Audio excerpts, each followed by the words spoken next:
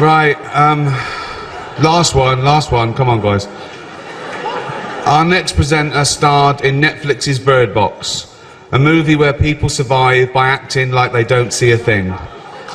Sort of like working for Harvey Weinstein. You did it, I didn't, you did it. To begin, I just want to congratulate Harvey. I'd like to thank Harvey Weinstein. Harvey Weinstein. Harvey and Bob Weinstein. Harvey and Bob Weinstein. Thank you, Harvey Weinstein. I want to thank Harvey and Bob Weinstein. My agent, Kevin Uvain, and God, Harvey Weinstein. I love this next presenter. He's so cool. He's the star of Iron Man, Two Girls and a Guy, Wonder Boys. Sorry, these porn films. What? Kiss Kiss Bang Bang. Bowfinger. Really? Yeah. Up the Academy. Come on. He has done all those films, but many of you in this room probably know him best from such facilities as the Betty Ford Clinic and Los Angeles County Jail. Please welcome Robert Downey Jr.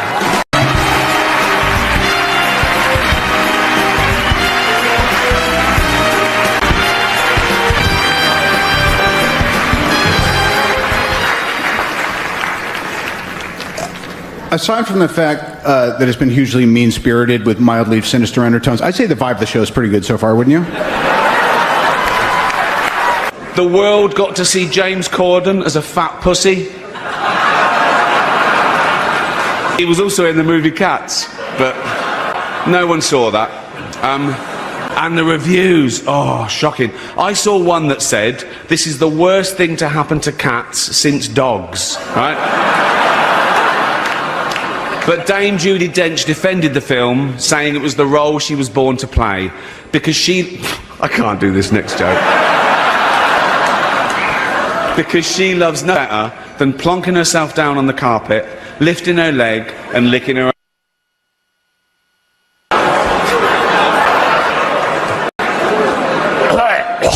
Furball. She's old school. It's the last time, who cares? But as I say, I'm going to be nice tonight. I've changed. Not as much as Bruce Jenner, obviously. Now Caitlyn Jenner, of course. What a year she's had. She became a role model for trans people everywhere, showing great bravery in breaking down barriers and destroying stereotypes. She didn't do a lot for women drivers, but... I've changed. Not as much as Bruce Jenner, obviously. Now Caitlyn Jenner, of course. What a year she's had.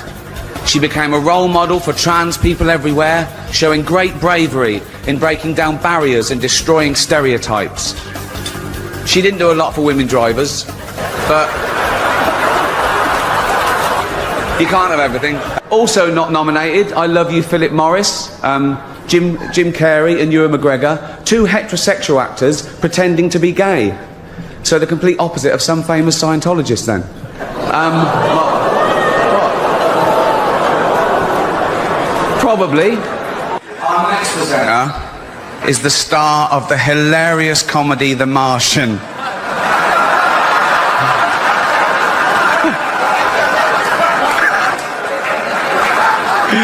Oh, he nearly died. Right.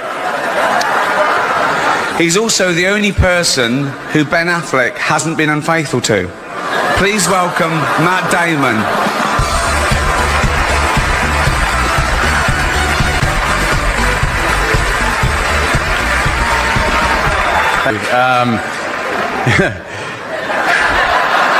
What can I say about our next two presenters? The first is an actor, producer, writer and director whose movies have grossed over $3.5 billion at the box office. He's won 2 Academy Awards and 3 Golden Globes for his powerful and varied performances, starring in such films as Philadelphia, Forrest Gump, Castaway, Apollo 13 and Saving Private Ryan. The other is Tim Allen.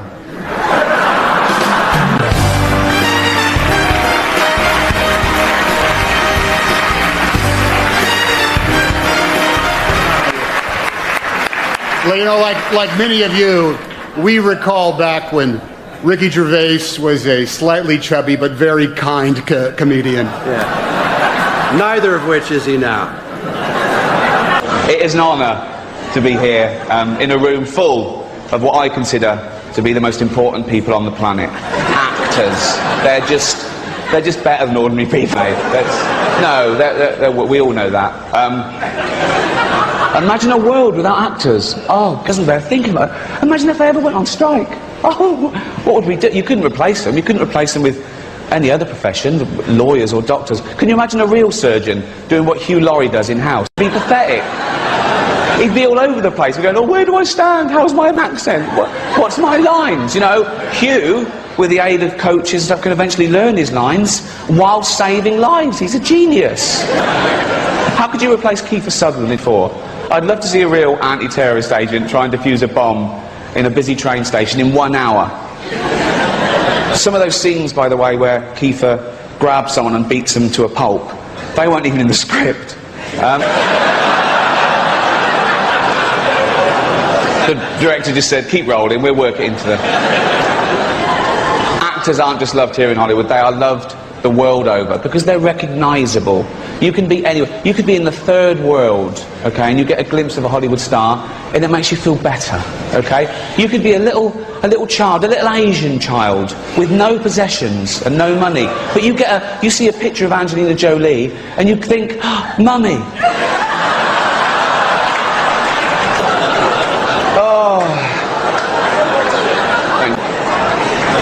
Let's get on with it before NBC replaced me with Jay Leno.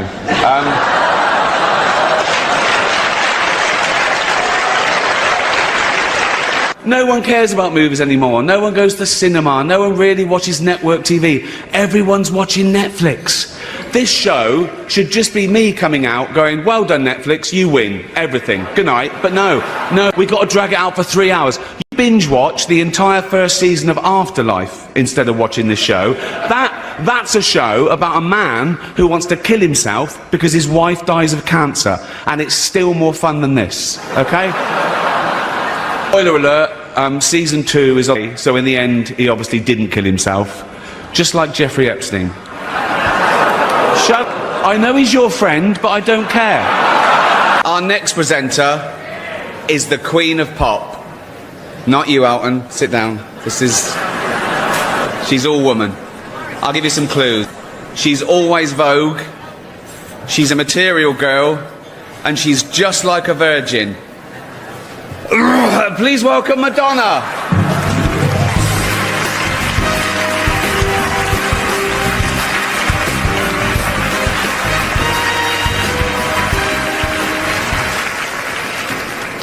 If I'm still just like a virgin, Ricky, then why don't you come over here and do something about it? I haven't kissed a girl in a few years.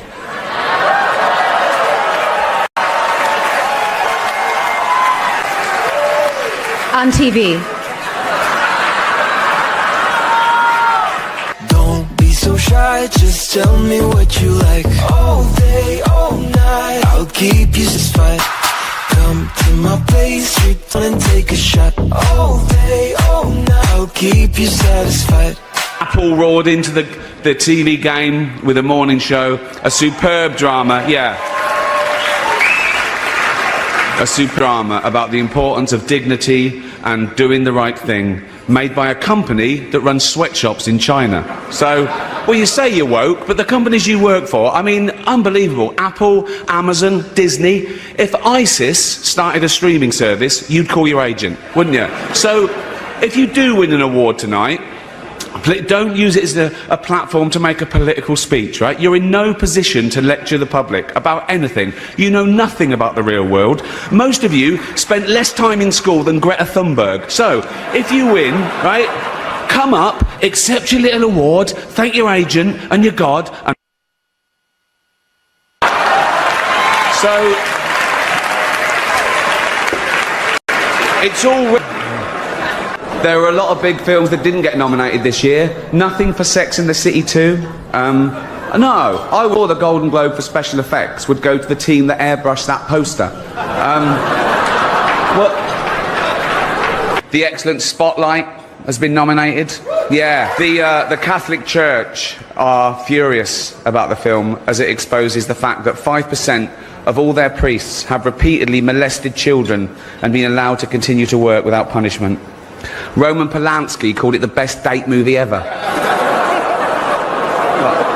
The Irishman was amazing. It was amazing. Look, it was great. Long, but amazing. It wasn't the only epic movie. Once Upon a Time in Hollywood, nearly 3 hours long. Leonardo DiCaprio attended the premiere, and by the end, his date was too old for him.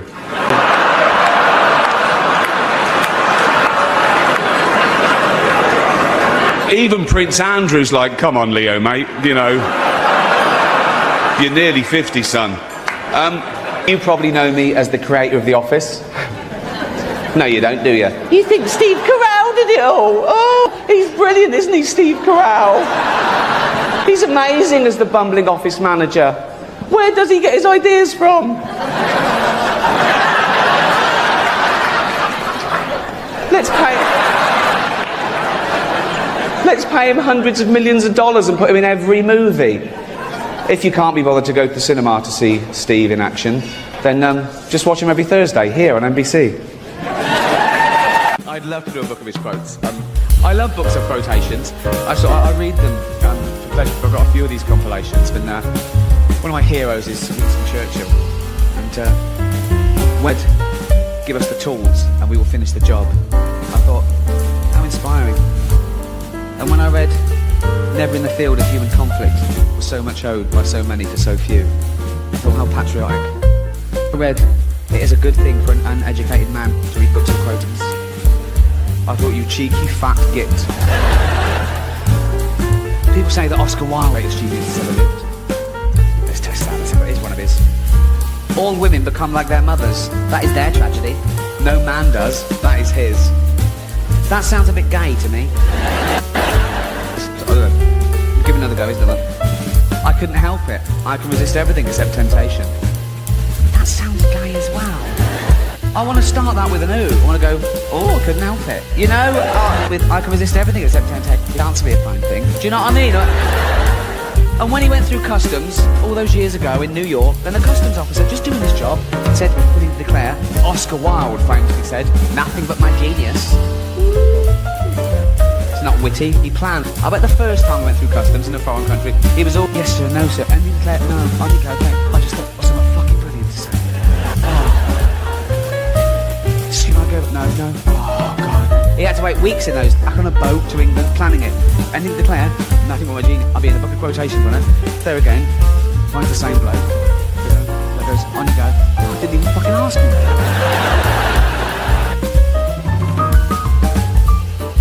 Excuse me, I didn't ask you for anything to declare. Random. Back on the boat, 3 weeks later, planning it, anything declare, no. Gets there again, right? Gets in the same bloke's queue. This time he looks all shifty, so he gets called out. And the bloke goes, did you buy anything? That's not the question. Just say, have you anything to declare? Have you anything to declare? Nothing but my genius. Who's the butt plug? Back there, mate. I got fat because I was a greedy, lazy bastard. There's no other explanation. And I needed people that they come to me now and they go, oh, well done, you look great. But they weren't telling me I looked terrible. They're basically saying I looked terrible. No one told me at the time. It was really taboo. I needed waiters to come over and go, fuck off, you've had enough. Right? And I've been criticised in the past for having a go at fat people. I've never had a go at fat people. I've only ever pointed out the fact that you get fat if you take in more calories than you burn off. That's simple science. I don't judge them in any other aspect of their life, but that's what happens. You get fat if you take in more calories than you burn off, okay? And that's indisputable, okay? Now, the thing is, people think I'm having a go. I'm not, because I don't judge them. If I see a fat person, I don't make assumptions about him other than how they got fat. And, this is the other thing, wait, right? Not only is that what makes you fat, people know that's what's making them fat. No one got fat behind their own back. No one and went, what the fuck's that? Okay? It's not a surprise, it's a gradual process. You have loads of time to back out from this project. Also, no one's sneaking into thin people's apartments and injecting their lettuce with 1,000,000 calories. That doesn't happen, okay? They know what's doing. If you go up to a bloke and he's surrounded by cakes and pies, right? And you go, you know what's making you fat, don't you? He doesn't go, is it all the running? He knows what it... But I don't make judgments, okay, other than how they got fat, okay? If I see a fat person, I don't go, oh, he's fat, therefore he's jolly, right? A lot of them are miserable, aren't they? If I see a fat girl, I don't go, oh, she'd be pretty if she lost weight. That's rarely the case, okay? So don't fall for that, okay? A lot of them started eating because they had fuck all to lose. So, no. But there's no stigma attached because people don't even want to use the word fat now because I think it's derogatory. It's a real taboo subject. So they use euphemisms. They go, oh, you know Brenda, the big girl. What, 7 foot? No. Not 2. What does she look like? Brenda, you know, she's the one who's clammy even in winter. Just say she's fat. Nothing wrong with it. It's their choice. It's up to you if you want to be fat. It's fine. But they don't. They go, you know, Brenda, she's out of breath just standing up at her desk.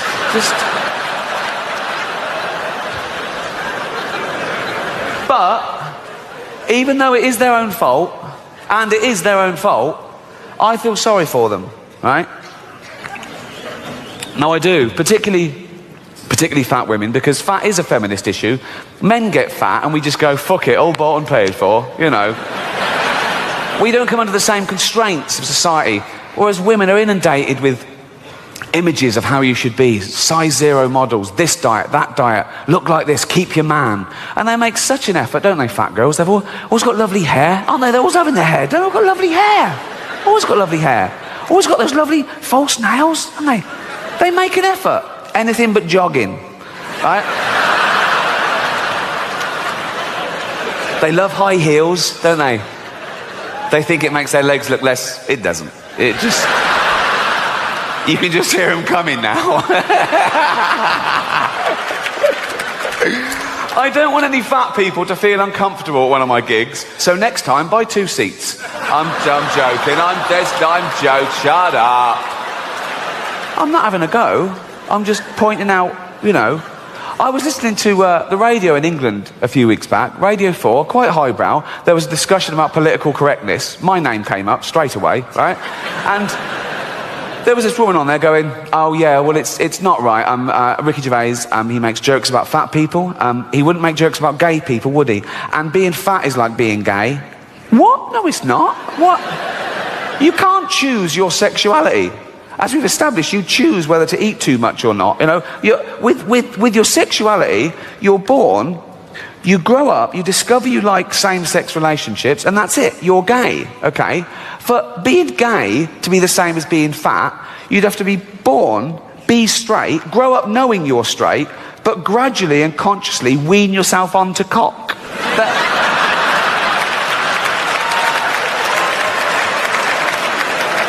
Oh. Happy 16th birthday, son. This is Raoul. Suck his cock. Sorry, father? Suck his cock. 16 now, suck his cock. I'm heterosexual. Oh, with his newfangled words. Suck his cock. Come on. I don't like cock, father. Doesn't like cock. How do you know if you've never tried it? Suck his cock. Suck one cock. Suck... that's not sucking it, that's playing with you. Put it in your mouth. Put it... Look, have a go, you might like it. It's not so bad, is it? I fucking love these. If that happened, then being gay would be the same as being fat. But it doesn't, so it's not, okay? I was on a plane last year, okay, going from New York to LA, okay? And me and my girlfriend were one side of the plane, there was the aisle, and the other side there were these 2 huge fat women, okay? Proper fat. One of them just got on and went, can I have a belt extension? Yeah, of course you can, you've earned it, right? So... proper. In fact, I was thinking of calling the pilot out and going, should one of us swap with one of them? Otherwise, we're just going to Canada. Do you know what I mean? And one of them was even fatter than the other one, okay? And she was there, and she'd got on the plane with one of those takeaway buckets of fast food. Bucket. I mean, there's your first clue. When did that happen? When did fat people just give up? When did they go into a shop and go, oh, fuck it, just treat me like a farmyard animal? Really? Give me it in a bucket. In fact, just strap it to my fucking head, and I'll just... A bucket? Really? You want your meal in a bucket? Yes. Right? So, she's there, and she's chowing down, right? And I swear, she turns to her fat friend and says, this is the best fried chicken I've had all day.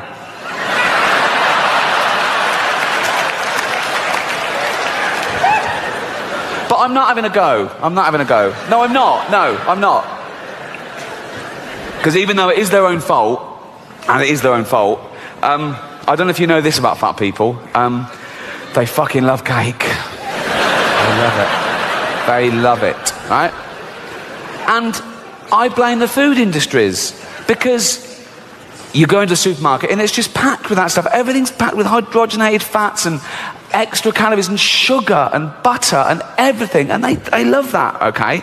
And there's always a big door, isn't there, to a supermarket? It's always, they've got a quadruple door, isn't it? No one's ever been too fat to get through the door of a supermarket, okay? And it opens automatically, so they don't have to waste calories pushing anything. There's just... And it's a good job it opens automatically, because usually it's glass and they can see the pie from down the road and they're in like that. Grazing, right? So, I say, keep the big door, sure, keep the big door, come on fat people, come in you go. But when they get in there, it's all fresh fruit and veg. It's all whole grain, it's all stuff that's good for you, okay? Of course they'll be confused at first, they go, well that's not real food to them, they think Brussels sprouts is packaging, right? They're looking, where's the cakes, where's the cakes? The cakes are over here, but the cakes are through a different door, but this door is human-sized, okay? So now they go, there's the cakes. They go, oh fuck, I can't get in. I can't get through the fucking door. I can't. And they're starving. I go, oh God, what's this? I've got to eat some, what's this, a banana? And they go back, oh no, I still can't. Back another carrot. They're back and forth for days, and the fat's fallen off them. Soon they can slip through the door and have a cake. They can't get out again. No, but I mean... But we've got to do something. We've got to intervene. And people say, no, it's nothing to do with you. It's up to them. It's their body. It's their life. And that's true. But we don't say that about wearing crash helmets. Or if you've got a heroin addict in the family, you don't go, oh, it's his life. He loves heroin. You know, you go, no, you've got to stop this. Please don't die. And you get him and you throw him in a cupboard for 3 weeks or something. You can't throw a fat person in a cupboard. You're back in like me. But, you know... Heroin addicts, they don't weigh anything, you can throw them around willy-nilly, right? But, in fact, when they're lying there with a needle hanging out, you just get the needle and flick and they just go into the cupboard like that, okay? Fat people, you've got to lure them in. A little trail of chocolates and they just follow that anywhere, like that.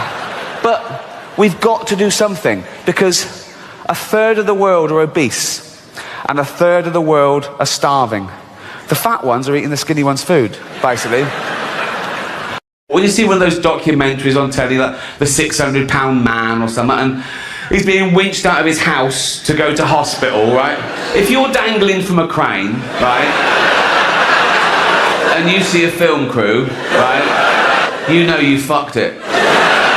And then, you know, as I say, then they wake up the next day and they've had their legs amputated. It's really sad, and they're crying and I'm crying. They go, oh God, why did I let it go this far? I'm so stupid. Then they get philosophical about it and they go, I never really used the legs. And by then it's lunchtime, and so, you know, and they go to the nurse, you didn't throw them legs away, did you?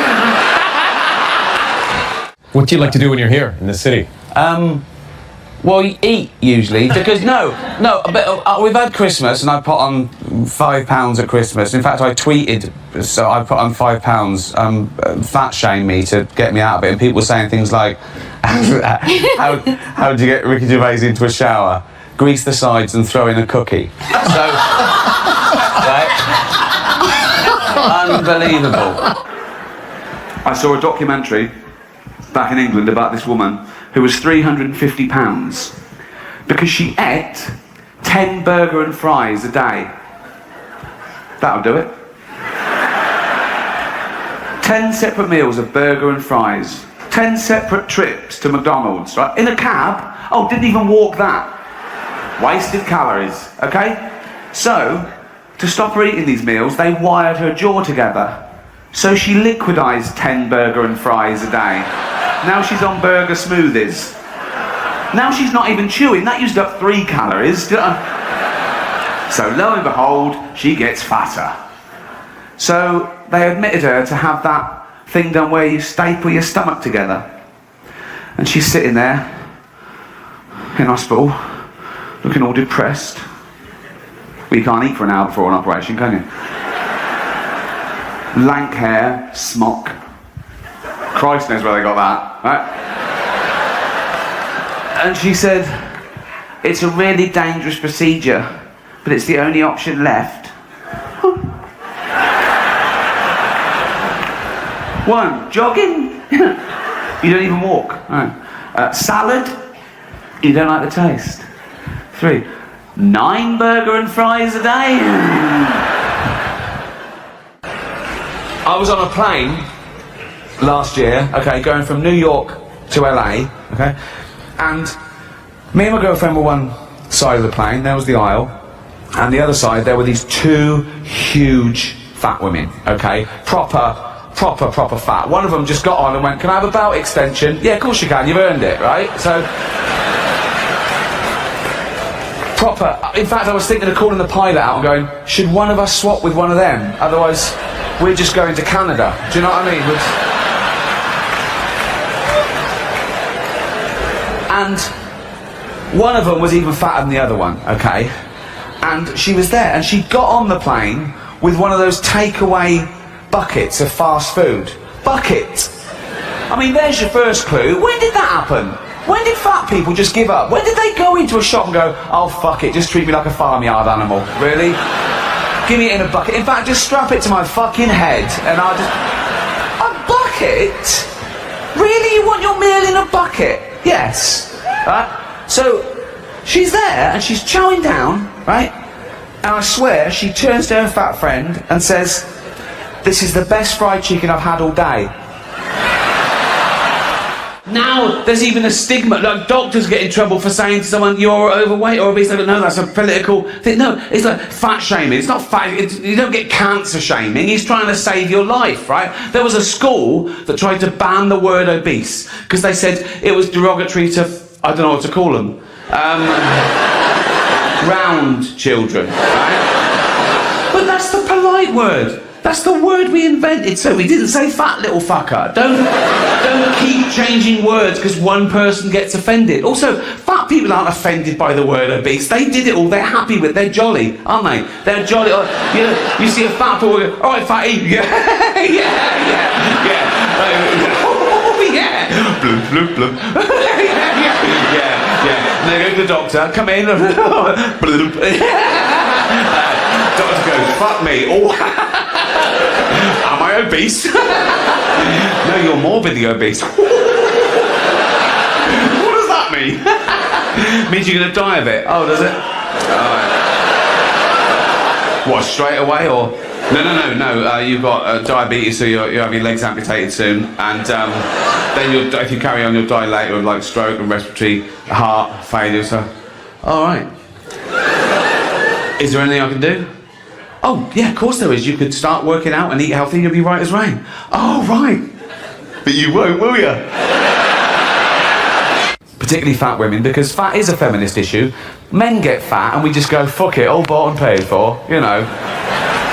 We don't come under the same constraints of society, whereas women are inundated with images of how you should be, size 0 models, this diet, that diet, look like this, keep your man. And they make such an effort, don't they, fat girls? They've always got lovely hair, aren't they? They're always having their hair. They've all got lovely hair. Always got lovely hair. Always got those lovely false nails, haven't they? They make an effort. Anything but jogging, right? They love high heels, don't they? They think it makes their legs look less. It doesn't. It just... You can just hear them coming now. I don't want any fat people to feel uncomfortable at one of my gigs, so next time, buy 2 seats. I'm joking. I'm joking. Shut up. We have some fat people in Britain, but you, like everything else, are the gold medalists of that as well, right? You'd win that in the Olympics. I saw this episode of Jerry Springer. It was called Jerry Springer Saves the World's Fattest Man. You've got to watch that. So he's there going, okay, let's try and save this guy's life. He's got a heart of gold as well. He's like me, right? So it cut to this guy at home in his house. They couldn't bring him to the studio. They had a camera crew there. And I say house, he was in a trailer, obviously. And he was like a big blob on the bed. He sort of filled the trailer. He looked like an uncooked souffle. And it could just see like his eyes in this doughy mess. And he was going, I don't want to die, Jerry. I don't want to die. And I felt sorry for him. I got over that. And I said, how much do you weigh? And he weighed 1,000 pounds. 1,000 pounds. Now my point is this: when he weighed himself one day and he was, say, 500 pounds, didn't he think then that was a lot? Didn't he go, that's a lot for a human, for what is essentially a land mammal? That's a lot.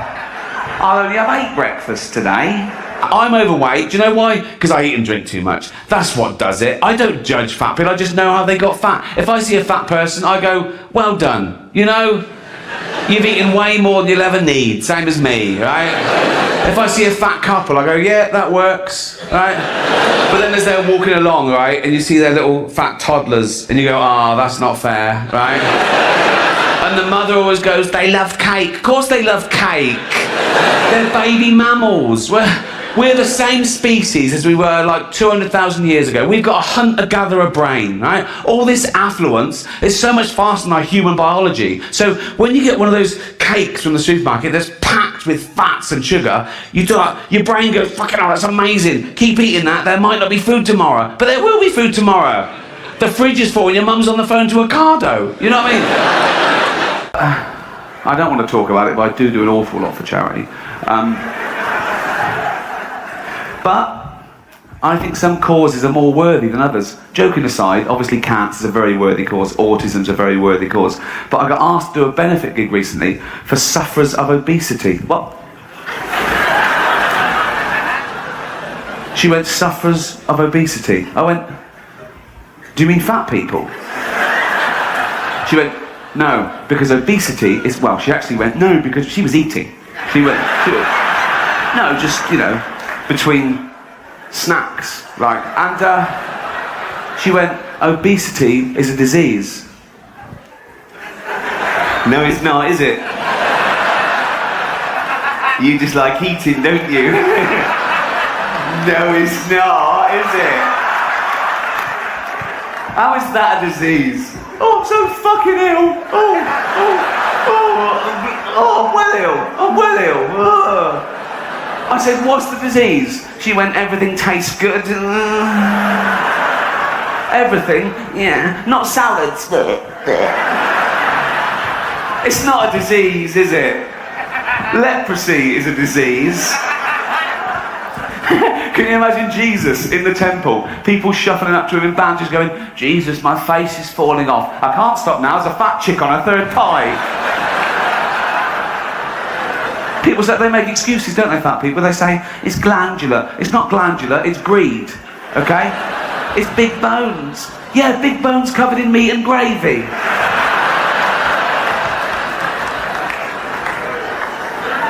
They complain, and it's their own fault. Oh, I'm getting fat. Oh, look, I'm getting fat. Oh, aeroplane seats. They're not big enough for someone like me. No, they're not.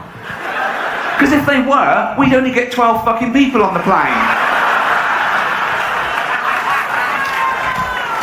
It's not fair. It is fair. That's what does it.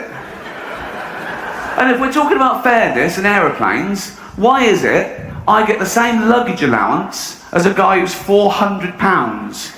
We're both allowed to carry on 32 kilograms to the plane. I want to go, no, he used up his 32 kilograms on his tits. My favourite leaflet of all time. Some of you haven't even got a favourite leaflet, have you? Sort it out. No, it really is.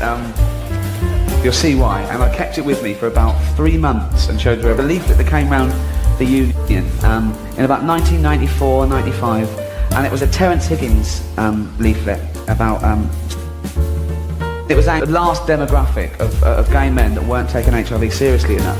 And so it was very hard-hitting and seen, and it used like really sort of colourful language to get the message across. And I remember it so well. And the title of this flyer, you know it's going to be a good leaflet when this is the title. This is the opening gambit, right?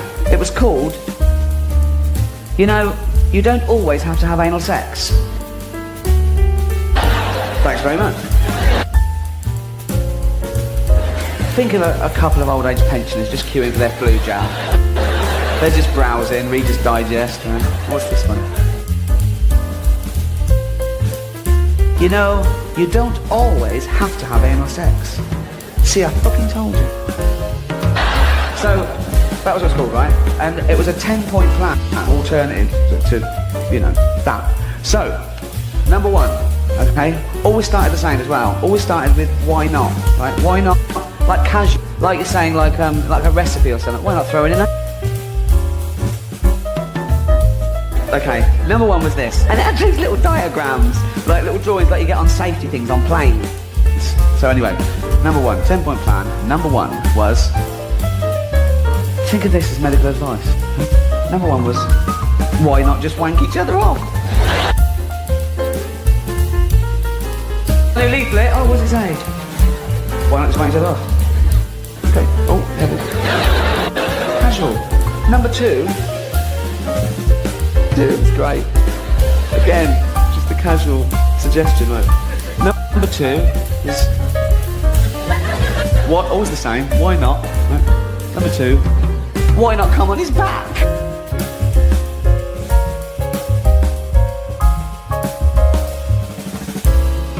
Why not? When is that? It's so casual. Why not? Imagine you queue up to see a GP. There you go, the GP will see you now, and he's sort of writing, come in, sit down, what can I do for you? I'm gay and I'm worried about HIV. Come on his back.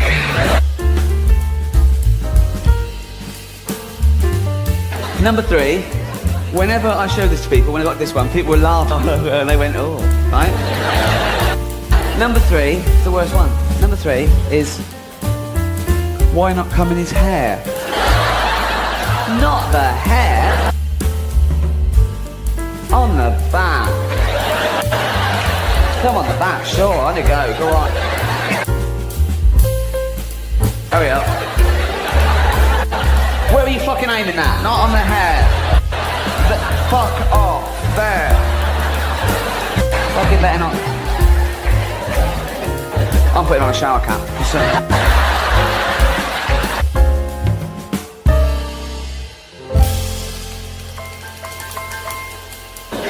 Number four. Oh, number four. I have not before or since heard such a great use of the term e.g. as in this next sentence. Number four, I swear, was why not come into a piece of fruit, e.g. watermelon? Why do you think that? Like they put it out without that, people going, well what fruit? I'm watermelon, thank you, I need to know what fruit. Need to know exactly what fruit. I don't want to get it wrong. I thought arses was alright. I was wrong there. I don't want to make... So watermelon, yeah? Good. No. Number 10, I'll just tell you number 10. Because number 10 might be the greatest scent of all time, right? And I think the bloke writing it was under pressure from his boss. He'd done 9. And his boss came and said, how's it going, Phil? I've done 9. He goes, We need 10. I can't do 10. I'm struggling. I'm doing hair. I'm doing backs. We need 10. You got till 5:30. And this is what he came up with. This is, mate. Right. Number 10, and I swear, right, was... Why not both come out of a window? Why?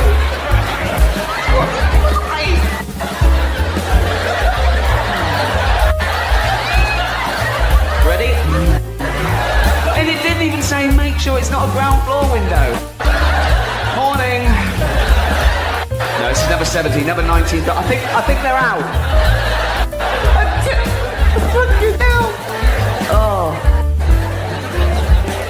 Oh.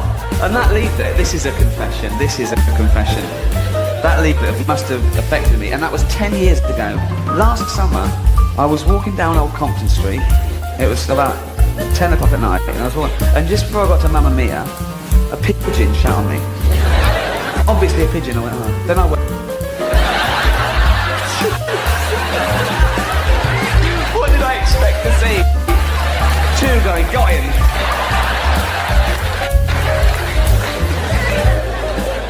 Oh.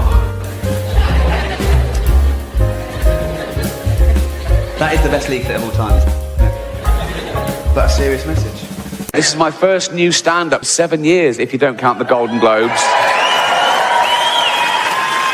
You shouldn't. The Golden Globes, very different. Oh, God, different vibe. 200 people watching around the world. And it's live, you know, big thrill. But with that many people watching, there comes a bit of stick. Everyone's different. Everyone's a blogger. Everyone goes, I was offended. Oh. Why? He said an horrible thing. We said loads of horrible things. Yeah, but that was a thing that I care about. And that's the thing about offence, isn't it? It's about feelings are personal. I don't care about the so-called backlash, you know, comedian in horror. Ooh, you know. But my girlfriend Jane, she does worry a bit, and she reads things. Oh, what have you said? Why? I go, don't worry about it. They're not coming to the house. Fuck them. So I wind her up. I pretend I'm going to say much worse things than I ever would. Think of that. I have to make up worse jokes than I actually... just to scare my girlfriend. So when I'm doing the Golden Globes, we go out about a week before. It's in LA. We fly out, right? And I'm right into the ceremony approaches, and, you know, they release sort of more presenters, and I take my pick. I go, oh, yeah, I've got a good intro for them. Yeah, I'll do. Yeah. Mel Gibson. Yeah, I'll introduce him. Yes. And about 3 days before this one, right, just to wind Jane up, I said, oh, I've got a good intro. She went, what? I said, Bill Cosby would make our next presenter sleep on the couch. Please welcome Helen Mirren. I didn't do it. She went, you're not going to do it? I said, no, I'm not going to do that. Next day, I said, is this too much then? I said, not even Bill Cosby carries enough tranquilizer to bring down this next magnificent beast. Please welcome Melissa McCarthy. I didn't do it. I'd never tell a joke like that. It's horrible. I was just doing it to annoy Jane. I'd never think of that. So don't... Even on the day, on the way to the red carpet, we're in the limo, just to wind her up, I said, oh, I'm going to start off with a funny little one-line, just an old-fashioned joke. She went, oh, what? I said, what did the deaf, dumb and blind orphan get for Christmas? And Jane went, I don't know. I said, cancer.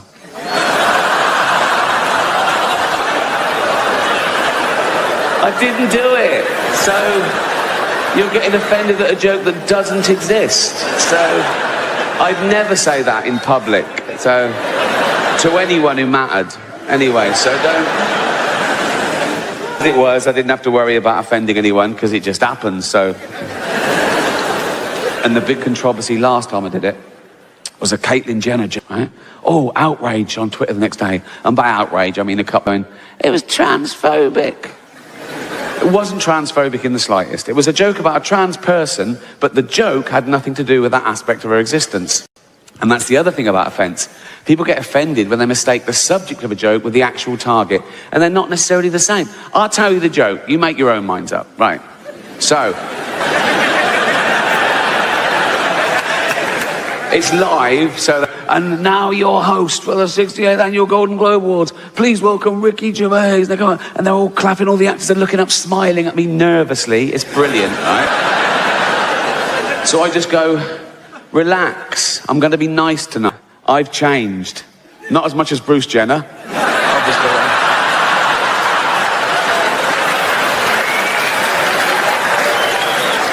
And I go, now Caitlyn Jenner, of course, and what a year she's had. Became a role model for trans people everywhere, bravely breaking down barriers and destroying stereotypes. She didn't do a lot for women drivers. That's a clever joke, and I'll tell you, right? No, listen, right? The subject of that joke is stereotypes, playing with the notion of stereotypes, right? So I start off saying, she's a real woman. Some would say a liberal, progressive attitude. Then I go, oh, if she's a real woman, I hit them with the old-fashioned reactionary stereotype. She must be a bad driver then, right? And the target of the joke is a celebrity killing someone in their car. Let's not forget that. So a celebrity killing someone in their car, running home and popping on a dress. That's the target of the joke, just so we're clear, okay?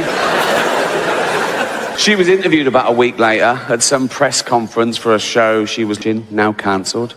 And the press were around and one said, what do you think of the Ricky Gervais joke? And she went, maybe I should host the Golden Globes, right? And they tweeted that and they atted me in because they were Celebrity Feud, you know? It was clickbait, so I rose to the bait, obviously. I just said, let her host, just don't let her drive.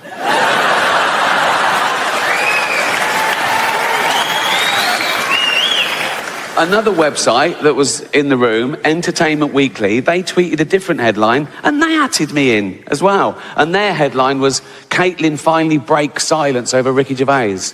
I just sent back, at last. She always breaks too late. Bring it on. Bring it on. But I'm a considered comedian. I like my jokes to be accurate and my targets to be fair. So I was engaging these people. I was saying, why is it transphobic? And they were saying, it's about a trans person. I said, well, that's ridiculous. That's like saying a joke about Bill Cosby is automatically racist. It depends on the joke. But I was talking to them, I'm willing to learn, and I found out my crime was that I dead named her. Now, I'd never heard that term, you know, before a day after the Golden Globes, and that was saying her old name, and even acknowledging that she used to be a man. But she did.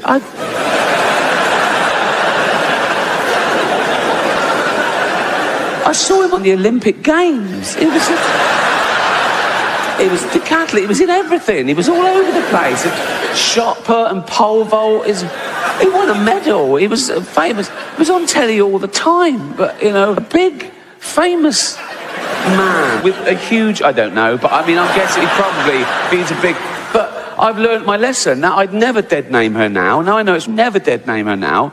But like years ago, when, you know, she was a man, it was years ago, I'm saying, right, and she went to the doctor, right, and knocked on the door, and the doctor went, come in. This is years ago. I'd never dead name her now, but this is like a flashback before anyone, do you know what so, and he went, hello, Bruce Jenner, because that was his name then. The doctor, you know, this was years ago, and the doctor went, oh, hi, Bruce Jenner, you big, how you doing, boy, you fucker? You big one. Whoa, how you doing, boy? Come here, you. How you doing, Brucey boy? Right? And Bruce Jenner, because that was his name, this is years ago, right? So Bruce Jenner went, yeah, not too bad, yeah.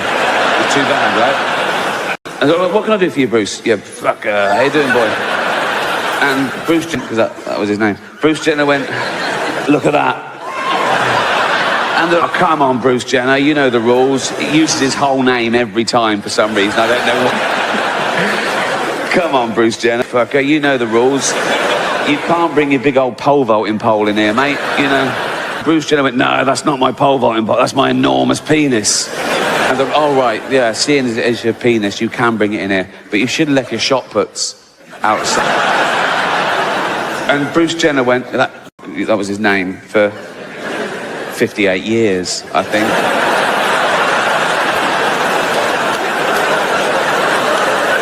He went, no, they're not my shot put stop, they're my enormous testicles. That's where I keep my testosterone and my spunk and shit, right? And the doctor went, oh, yeah, that makes perfect, I'm a medical man, and that you're a big, oh, you fucker. How you doing, boy? You're a big, you're big, and you would have a big old cock and balls. They're beautiful, that bit familiar, isn't it? And I go, no, but you must be very proud of them, Bruce. Bruce Jenner went, oh, this is going to surprise you, doctor. I want to get rid of them. And the doctor went, what? Why? Oh, they get in the way. Get in the way of what? Fucking driving, for one thing.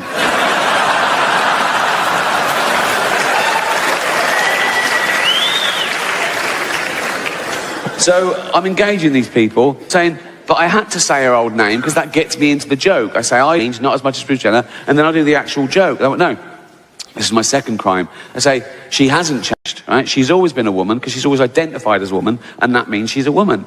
Fine, if that's the rules, you are what you feel. If you feel you're a woman, that makes you a woman. Cool. You know, I'm not one of these bigots that think having done this science going too far. You know? In fact, I don't think it's going far enough. Because I've always identified as a chimp, right? Well, I am a chimp. If I say I'm a chimp, I am a chimp. You know? Pre-op, but... and don't ever dead name me. Don't ever call me Ricky Gervais again. From now, call me Bobo. So, I'm going to have species realignment. I'm up there, to be honest. I'm sort of short with short legs and long arms. I sort of stoop like that. My back's getting hairier by the... I've got fangs. I love nuts. Oh, I love nuts. And once, I was at the zoo, and I could tell people were me, so I just started masturbating. So, I am a chimp. I am a chimp, if I say I'm a chimp. So I've got to live as a chimp for a year, then have hormones, get me all nice and healthy. That'd be lovely, right? I'm going to stay a male chimp, so I can keep all that, right? A male hetero chimp, keep the same girlfriend. Jane will be happy. She loves me. She loves chimps, so, you know. And I reckon that's got to be easier for a man to turn chimp. We're so close. Than for a man to turn into a woman in many ways. You know what I mean? A bit of hair, lip like that, as opposed to your cock and balls ripped off and a hole gouged out into... No, I'm a doctor, but that is the gist of it. I know which one I'd rather have done. And I'm not saying I think chimps are better than women. No way. Right? Any ladies, right? I can't see you, but to me, every single one of you is equal to a chimp. So I'm gonna have all that done. So, right, I'll do all that. I'll retain the ability to speak English, like in emergencies. If I'm talking to Jane, I'm going, she's going, what is it? What is it, Bobo? Get the fucking oven on. There's a fire.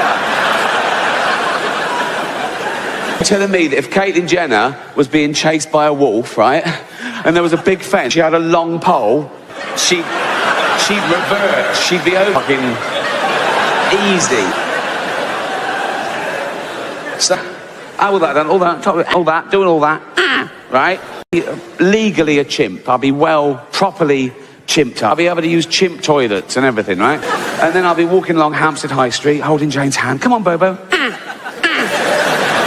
that, right? Even old hands now, so I don't know why she's suddenly all over me just because I'm a chimp, right?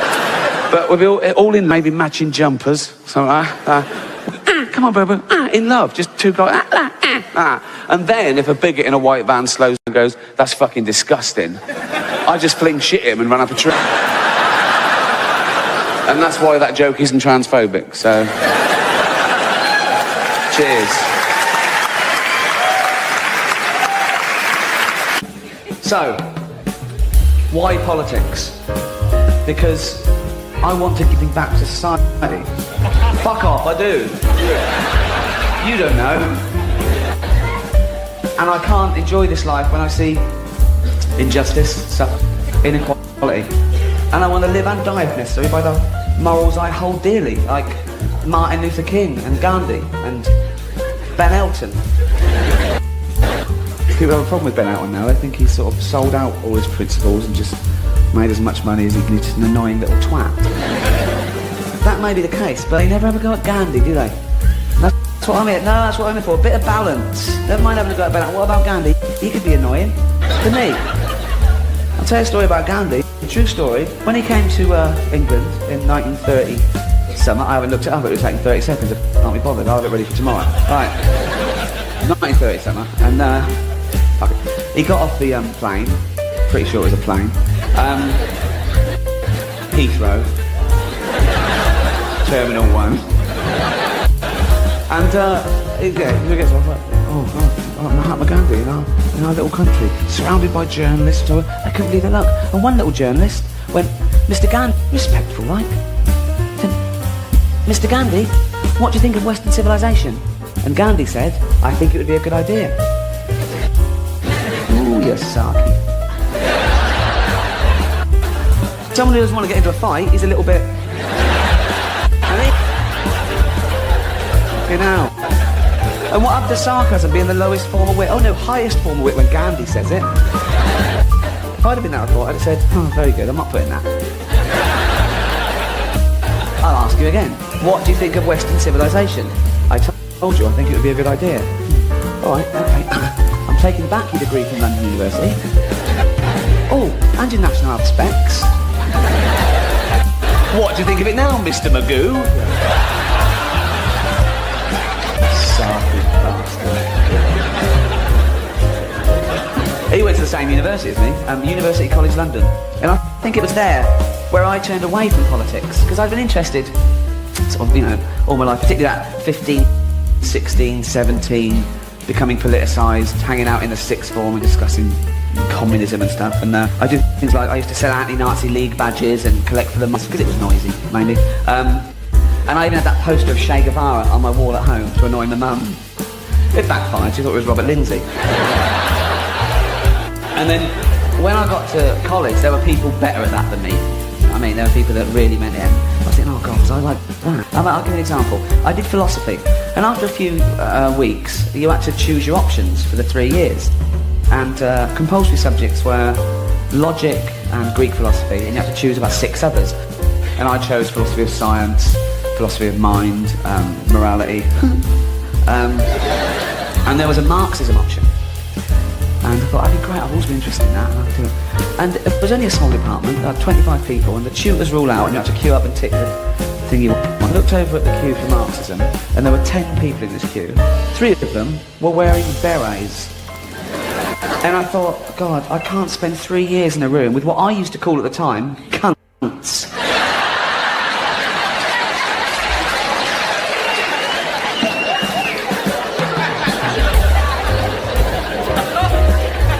The first bloke I sort of hooked up with was the opposite of that.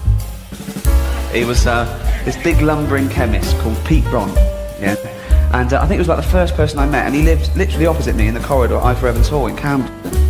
And 18, like the rest of us, but the mind of a 55-year-old fascist cab driver. Do you know what I mean?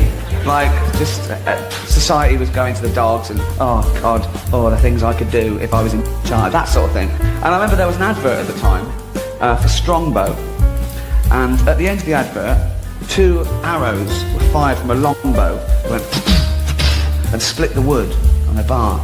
That gave him the horn, that advert.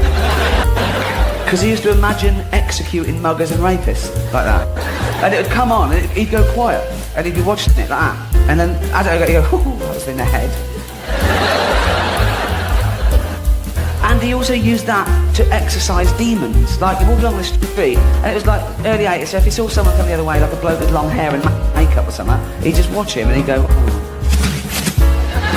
He'd be imagining killing him. Once we were walking home from college, and he used to go in every day and buy his Evening Standard. It's a little kiosk, I don't know if it's still there, but it was like just 2 piles of standards and a little old woman selling them. And he went in this particular day, bought his Standard, that's it.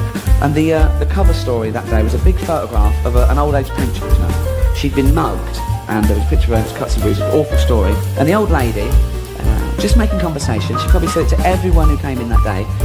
She went to Pete, so awful, isn't it? And he went, yeah, she's 93, scarred for life. But you leave it, don't you? Pete went, Well, it's not a scar for life then, is it? So, what? You scar a baby for life, don't you? So, if she lives till she's 100, she's only been scarred for 7% of her life. Who did the maths for her? Like this old woman's meant to go, yeah, you're right, fuck her. Another big campaign, of course, don't drink and drive. Right behind that as well. A lot more stigma attached now. When I was growing up, there was no stigma. It was like, if you got away with it, that was all right. Get in the car with grown-ups and family, and I'd go, oh, you can't drive, you're drunk. And they go, it's all right, I won't get caught. But people now know that that's not the point. It wrecks lives. I've done it once. I'm not proud of it in the slightest. I'm fucking ashamed of it. I wasn't drunk, but I was over the limit. That was Christmas, and I took the car out, and I knew I shouldn't. I knew at the time I shouldn't be in this car. But I learnt my lesson, because I nearly killed an old woman. In the end, I didn't kill her. In the end, I just raped her.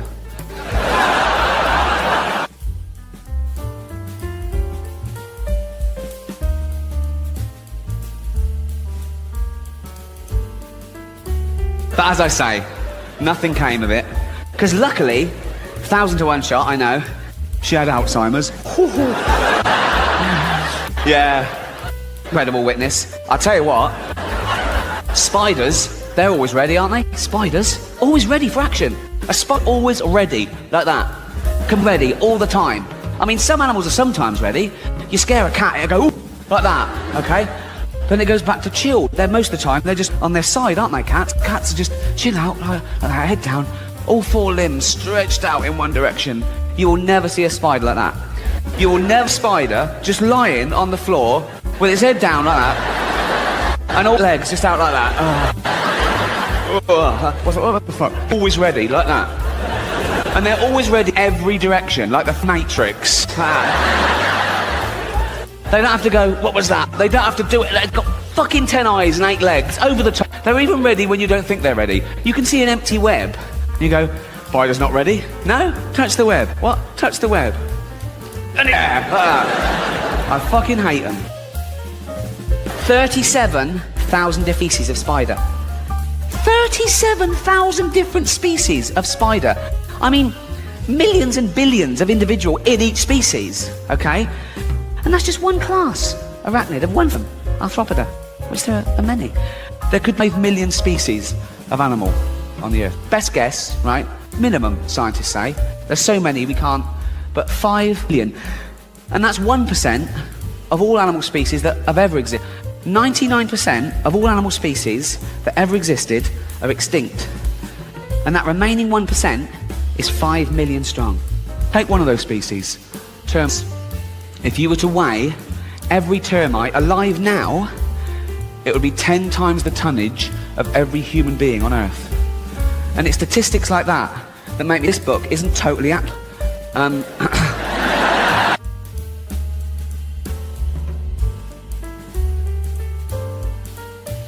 I love illegal immigrants. Yeah, do me now. Sometimes I go down to Dover for the day, right? And I look out, right? I look for a boat, and I see a dinghy with about 60 of them, and I go over here, like, right?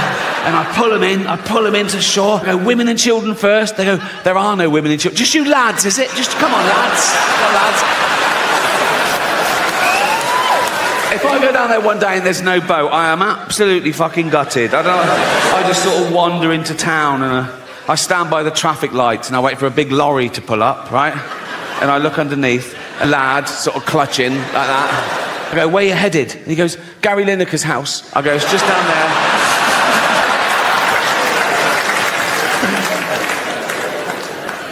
there. Yeah. Fuck borders. Fuck, we don't need borders, do we? Be like the Vikings. They didn't care about borders, did they? I've got a little bit of Viking blood in me. Well, because of all the raping they did. They say it was raping and pillaging, but it was mainly for the raping. I think they added the pillaging bit for the wives. I mean, they went down, just a bit of pillaging. Just pillaging. Pillaging, babe. All right. Are you wearing your rape hat?